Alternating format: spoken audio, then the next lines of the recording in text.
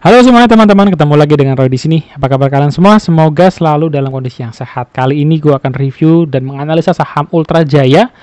Dan buat kalian yang sudah mengincar saham ini ataupun sudah menjadi investor saham ini, kalian harus tonton karena banyak insight yang akan gue kasih di dalam video ini. Sebelum lanjut, subscribe dan like dulu. Gak usah lama-lama lagi, kita mulai sekarang. Let's go!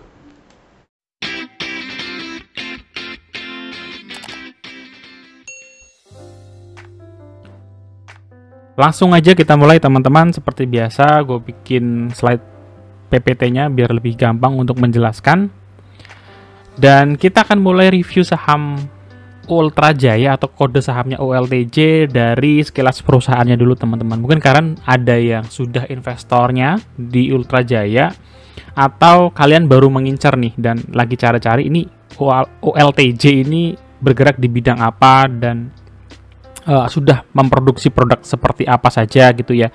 Nah, dengan gambar ini mudah-mudahan sih kalian familiar ya. Buat kalian yang sering ke minimarket, ke supermarket, kalian rasa-rasanya tuh pasti sudah sangat familiar dengan produk-produk seperti di gambar ini. Ada susu dengan merek dagang Ultra, ada teh kotak, ada sari kacang hijau. Sari kacang hijaunya itu enak banget BTW. Terus ada buah vita ya, buah vita ini jus-jusan dalam kemasan ya, jus kemasan gitu, buah-buahan. Lalu ada Morinaga sebagai perusahaan yang bekerja sama dengan Ultra Jaya. Jadi Ultra Jaya juga selain susu UHT ya, ultra high temperature UHT itu juga memasarkan produk untuk susu anak dan bayi gitu ya. Lalu dia juga punya hasil olahan keju bekerja sama dengan Kraft gitu. Jadi secara produk olahan susu memang Ultra Jaya ini sudah cukup kaya pilihannya ya di line up produk yang mereka punya. Dan saya yakin dari kita sudah kenal dengan produknya dan sudah pernah merasakan juga ya bagaimana kualitas dari produk Ultra Jaya ini ya, kode saham ULTJ. Nah, jadi dari gambar ini saya bisa berkesimpulan bahwa Ultra Jaya adalah produsen produk olahan susu yang salah satu market leader di dalam bisnis olahan susu ini ya. Sekarang kita masuk ke pendapatan. Nah, ini yang menarik ya dari Ultra Jaya. Dari tahun 2008 sampai tahun 2019 ini perusahaan yang sangat-sangat bertumbuh sekali, growth company ya. Sampai kemudian growth-nya itu terlihat sudah mulai cukup besar atau terhalang dengan pandemi gitu. Sedangkan yang kita tahu ya kalau memang pandemi itu susu menjadi salah satu produk yang banyak dikonsumsi untuk meningkatkan daya tubuh dan rasa-rasanya itu yang membuat penopang di tahun 2020 ketika banyak sektor memang jatuh terkena dampak COVID ya. Si ULTJ ini masih cukup strong ya. Kalau kalian lihat pendapatannya turun ya, tapi tidak sampai anjlok ke bawah tahun 2018. Jadi turunnya mungkin kurang lebih sekitar ya 300 eman lah ya daripada 2019, masih lebih tinggi dibandingkan tahun 2018. Jadi pencapaian di tahun 2020 itu boleh dibilang pencapaian yang cukup bagus buat ULTJ. Nah, kenapa bisa demikian? Kenapa ULTJ masih bisa bersaing di sektor consumer goods ini strong menghadapi pandemi? Sebenarnya karena perusahaan seperti Ultra Jaya ini tidak bersiklus ya, dia memproduksi barang-barang yang dibutuhkan terus-menerus. Apalagi kalau kita udah ngomongin susu bayi guys ya, susu bayi. Kalau dari penonton video ini kalian ada yang sudah punya anak dan mungkin pakai susu bayi merek Morinaga tadi ya, kalian bisa merasakan susu bayi itu harus diberikan terus-menerus teman-teman. 2 minggu habis ya beli lagi, 2 minggu habis ya beli lagi, nggak bisa tidak. Jadi ini perusahaan tidak bersiklus dan selalu dibutuhkan ya. Banyak orang menikah, artinya banyak orang akan punya anak, mereka punya baby, dan ketika mereka punya baby, otomatis mereka membutuhkan susu bayi. Itu adalah siklus yang sangat normal dan itu membuat Ultra Jaya dengan menggandeng Morinaga menurut saya sebagai salah satu strategi bisnis yang sangat-sangat tepat sekali. Nah, kalau kita lihat ya, total pendapatan mereka di tahun 2019 ke tahun 2020 tuh ini pendapatannya ya kurang sedikit karena dampak pandemi. Memang tahun 2021 belum keluar. Jadi nanti ketika sudah keluar saya coba compare 2020 versus 2021. Lanjut. Nah, yang namanya pendapatan itu datangnya dari penjualan, teman-teman. Dan ini sedikit gambaran, semoga bisa memberikan gambaran buat teman-teman investor maupun calon investor Ultra Jaya. Produk minuman adalah produk yang menjadi favorit atau menjadi revenue unggulan dari Ultra Jaya. Dia menghasilkan kurang lebih 5 triliun, 5,1 triliun, dan naik hampir 10% dari tahun 2020 ke 2021 yang belum selesai. Ya, belum selesai. Jadi, diestimasikan maka secara full year akan naik lebih tinggi lagi. Dan ini menandakan di tahun 2021 sektor consumer goods, khususnya ya, mungkin Ultra Jaya sudah mulai pulih duluan gitu ya, ketimbang sektor consumer goods yang bergerak di bidang yang lain. Lalu aset, ya kita bisa melihat di sini pertumbuhan asetnya dari Ultra Jaya memang sangat-sangat signifikan ya. Sampai ke sekarang sudah di angka hampir menyentuh 9 triliun. Nah, kalau kalian melihat grafik seperti ini, mungkin yang paling dicurigai adalah 2019 ke 2020 ya. Di sini kelihatan sekali ada penambahan aset yang cukup signifikan, karena kalau kita melihat dari 2008 sampai 2018 ataupun 2019 itu kenaikannya bertahap. Ini kayak naik tangga nih ya, seperti naik tangga pelan tapi pasti. Ini salah satu karakter perusahaan yang disukai oleh investor ya. Tapi kemudian dia naik lompat ke sini. Aset itu komponennya ada ekuitas dan liabilitas, teman-teman. Jadi kita harus cek datangnya aset ini naik itu karena apa? Karena ekuitasnya atau karena liabilitasnya. Nah, di kasusnya si Ultra Jaya ini, di kejadiannya Ultra Jaya ini, asetnya itu naik karena adanya liabilitas. Liabilitas ya. Ini adalah sebelum adanya liabilitas, laporan kuartal 3 di tahun 2020. Kalian bisa melihat ya bahwa Ultra Jaya itu utangnya tuh sebenarnya sedikit. Sorry. Jadi Ultra Jaya itu salah satu perusahaan yang sangat sehat karena hutangnya rendah, teman-teman. Tapi mulai kuartal 4 tahun 2020 mulai terjadi kenaikan liabilitas di sini. Kenaikan liabilitas. Ya. Dari semula 830-an miliar menjadi 2 triliun something gitu. Utangnya si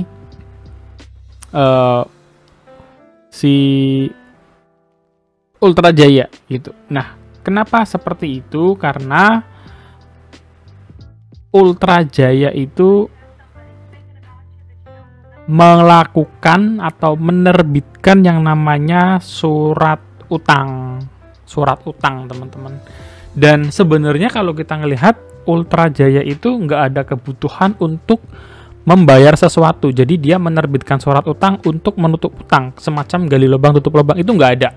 Jadi dalam case-nya si Ultra Jaya ini, Ultra Jaya menerbitkan surat utang untuk ekspansi, itu yang mereka tuliskan di laporan Q3 Q2 tahun 2020 gitu. Surat utangnya itu dibagi menjadi 3, seri A, seri B, dan seri C. Dan kalau kalian lihat utangnya itu jangkanya sangat pendek. Maksimal mereka hutang jumlahnya 3 triliun itu dibagi menjadi 3 tahun. Ya. Jadi mereka pinjam uang 3 tahun, nominalnya 3 triliun, dan oleh IDAA ya, itu diberikan rating oleh lembaga yang menilai, itu diberikan rating IDAA, yaitu bahwa Ultra Jaya dinilai perusahaan yang sangat kuat untuk bisa membayar kewajiban.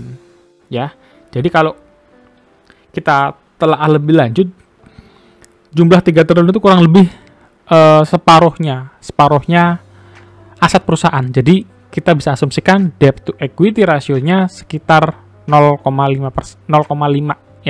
kali, dan itu sesuatu yang masih sangat wajar, apalagi Ultra Jaya itu bukan perusahaan yang di sebelum-sebelumnya suka melakukan hal semacam ini. Dan kalau kita lihat juga target penyelesaian utangnya Ultra Jaya itu sangat pendek teman-teman, karena maksimalnya hanya sampai 3 tahun. Jadi dalam kasusnya Ultra Jaya terjadi kenaikan aset ya, asetnya melonjak menjadi 9 triliun sekarang, dari sebelumnya di tahun 2020 kuartal 3 itu 5 triliun. Itu dikarenakan ada surat utang jangka menengah yang dikeluarkan nilainya kurang lebih 3 triliun. Oke, lanjut ke cash flow. Kita bisa ngelihat di sini, kita ngambil yang poin-poinnya. Salah satu yang menurut saya bagus adalah operating cash flow-nya yang selalu terjaga. Ya, operating cash flow-nya selalu terjaga, free cash flow. Karena ini cash flow itu diperlukan untuk menjalankan bisnis teman-teman. Jadi seberapa kuat perusahaan itu menjalankan bisnisnya di harian gitu, operasi harian, bulanan, itu bergantung dari cash flow. Dan perusahaan yang mampu manage cash flow-nya dengan baik, otomatis urusan operasionalnya dapat berjalan dengan lancar. Kas dan setara kasnya juga besar, sudah di angka 2 triliunan di akhir periode 2020. Nanti kita cek di 2021 ya. Masuk ke rasio-rasio penting teman-teman yang bisa kita amati di sini. Yang pertama adalah EPS, di mana EPS-nya daripada si Ultra Jaya itu sempat ada penurunan dari tahun 2016 ke 2017. Sebelumnya 240, sekarang di 60, 89, dan sekarang 95 di akhir tahun 2020. Tapi kalau kita ngelihat PE rasionya juga ikutan turun ya, dari 21, 22, dan akhirnya sekarang ada di 16 kali untuk PER-nya. Kenaikan aset juga cukup bagus ya, masih di atas 2 digit, artinya ini growth-nya masih terus berjalan. Selama asetnya naik kurang lebih 12%, itu sama dengan lebih tinggi dari deposito, dan jadi tergolong bagus gitu ya, persentase kenaikan dari aset maupun equity-nya si Ultra Jaya. Selanjutnya ada year to date. Jadi kalau tadi kan kita lihat adalah annual ya, dari tahun 2016 sampai 2020. Sekarang kita coba lihat year to date dari kuartal 3 2021 ke kuartal 3 2020. Jadi EPS sekarang year to date-nya adalah 78 teman-teman. Dan menurut saya di akhir nanti EPS-nya akan melampaui EPS tahun 2020. Kalau EPS 2020 itu senilai 95 dan sekarang sudah 78. Kemungkinan besar kalau misalkan kita bagi rata aja ya, sekitar 25, maka EPS-nya Ultra Jaya di tahun 2021 kita bisa estimasikan sekitar 105 lah ya. 105 untuk earning per share-nya. Kemudian kita lanjut secara PBV ya. PBV-nya Ultra Jaya ini memang dari tahun 2016 kayaknya nggak kemana-mana teman-temannya, selalu 3 something, 3,8, 3,6, 3,3, 3,5, dan sekarang 3,9 yang merupakan tertinggi dalam 5 tahun terakhir, meskipun tingginya juga nggak beda-beda jauh amat ya secara PBV. Nah, nanti akan kita bandingkan di akhir sesi apakah PBV-nya si Ultra Jaya ini mahal atau murah dibandingkan dengan industri dan kompetitor. Ini juga catatan yang menarik teman-teman. Di tahun 2016 perusahaan ini tuh hanya punya utang 3 miliar. Kalian bayangin perusahaan sekelas Ultra Jaya punya utang cuma 3 miliar tuh kayak apa ya, kayak bercanda gitu loh, kayak jangan kosong deh, nggak enak. Masa perusahaan segede gini nggak punya utang, kan nggak enak. Minjem deh 3 miliar gitu, buat apa gitu. Karena kecil banget teman-teman jumlah utang yang 3 miliar tuh kayak kecil banget gitu ya, utang buat perusahaan sekelas Ultra Jaya gitu. Nah, di tahun 2017 juga perusahaan ini nambah cuma 2 miliar ya. Nggak tahu penambahannya buat apa. Kita juga pasti males kalau nambah cuma 2 miliar, buat apa, ya udahlah ya, cuma nambah 2 miliar. Tahun 2018 mulai terjadi kenaikan, dan akhirnya di tahun 2020 ada 3 triliun ini ya, 3 triliun dari surat utang jangka menengah yang mereka terbitkan. So ini perusahaan dari track record sebelumnya sangat-sangat sehat, utangnya hampir nggak ada teman-teman. Kalaupun kalian anggap ada pun ya paling segini nih, kecil banget. Oke, itu catatan saya yang sangat menarik untuk Ultra Jaya buat kalian yang calon investor atau kalian holder Ultra Jaya saat ini. Sekarang ngomongin valuasi teman-teman, ngomongin valuasi di sini saya pakai PE deviasi, standar deviasi yang ada di tool Stockbit. Ini alasan salah satu saya suka banget sama Stockbit. Thank you Stockbit sudah memfasilitasi feature-feature semacam ini yang sangat berguna. Dan di sini setupnya adalah plus 2 PE standar deviasi sampai dengan minus 2 PE standar deviasi. Apa yang terjadi teman-teman? Yang terjadi adalah saat ini Ultra Jaya berada di min PE 5 tahun, artinya di harga rata-rata. Kalian bisa lihat dari sini ya, memang selama 5 tahun harga ini tuh selalu tersentuh oleh Ultra Jaya. Selalu main-main di area sini. Main ke sini turun, main ke sini breakout. Sampai sini lagi turun anjlok karena ini 2020 ya Covid, naik lagi sampai sampai PE plus 2 turun dan sekarang di harga rata-ratanya. Jadi harga sekarang itu boleh dikatakan harga tengah-tengah lah.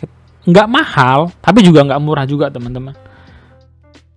Perbandingan dengan kompetitor. Ya, pertama adalah sektor industri. Sektor industrinya itu dia 11,68 pernya ULTJ, 14,13. Oke, secara industri pernya ULTJ lebih rendah, tapi selama di bawah 15 saya anggap masih wajar dan normal gitu ya.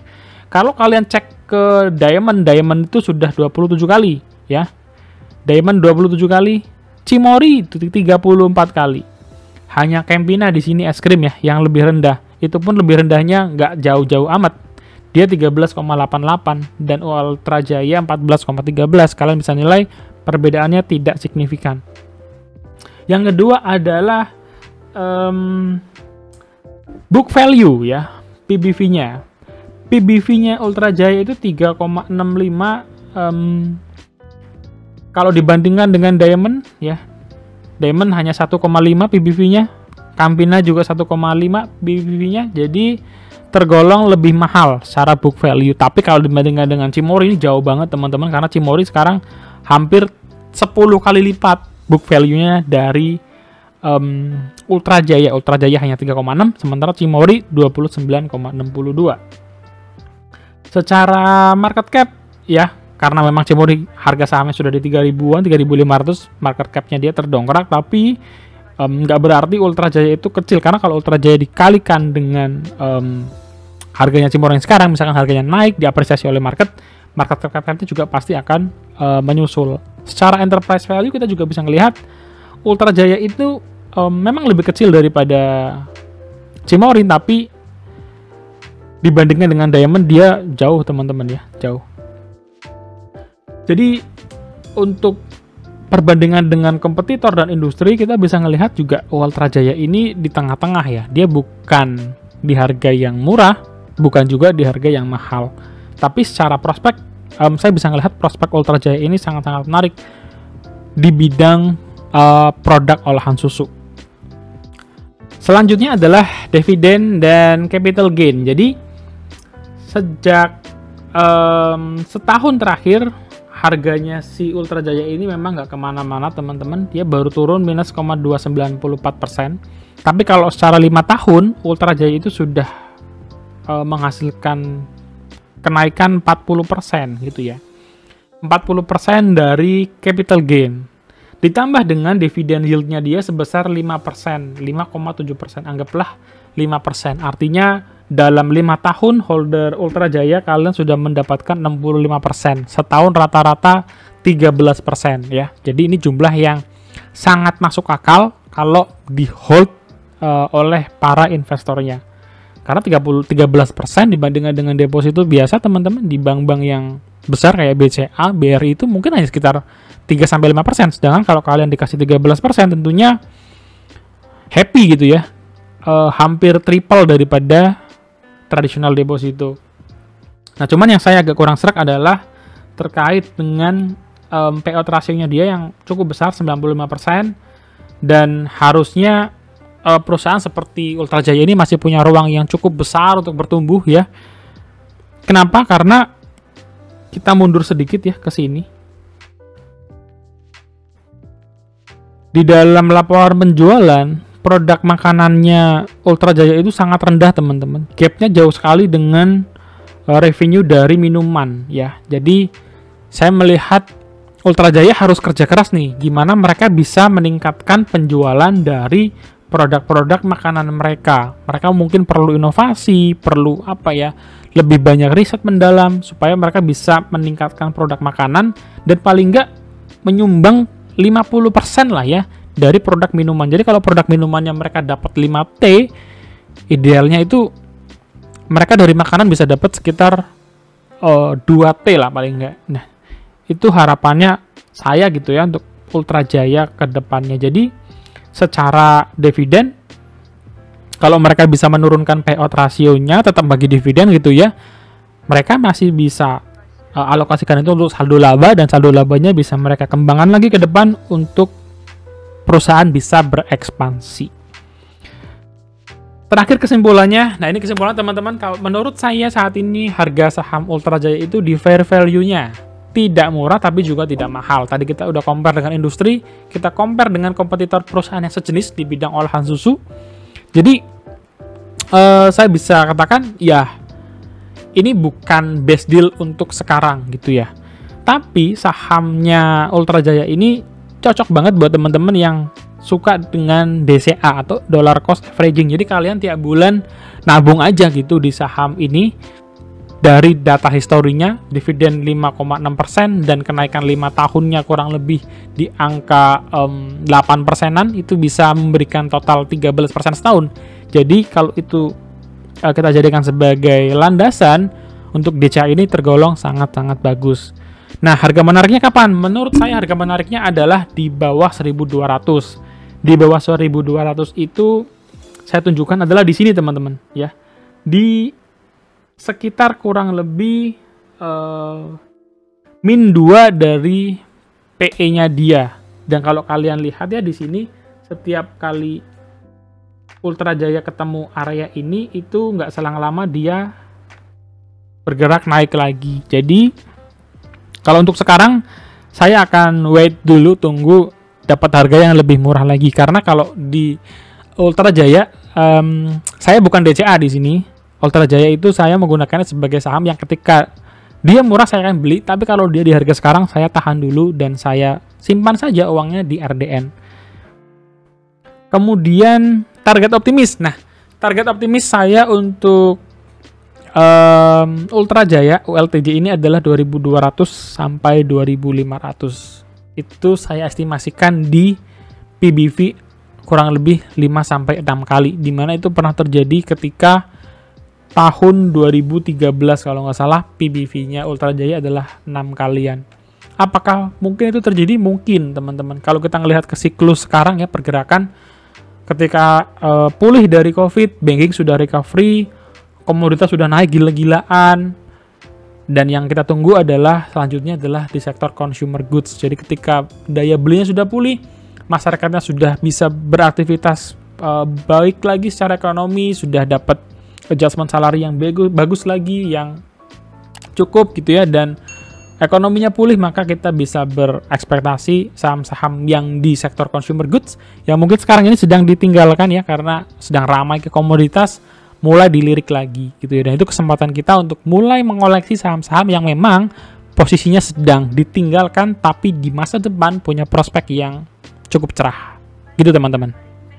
Yes, itu dia teman-teman, review dan analisa singkat kita untuk saham Ultra Jaya. Kita sudah bahas dari prospek bisnisnya, valuasi, dan kita juga bisa ngelihat ada apa sih dengan Ultra Jaya. Nggak ujuk-ujuk asetnya tiba-tiba besar, tapi ternyata dia menerbitkan surat utang.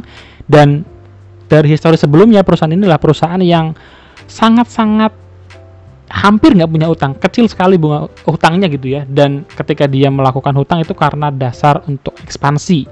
Itu pun dari si pemberi hutang diberi rating IDAA yang artinya Ultra Jaya sangat mampu untuk melakukan kewajiban hutangnya dengan tepat waktu tentunya.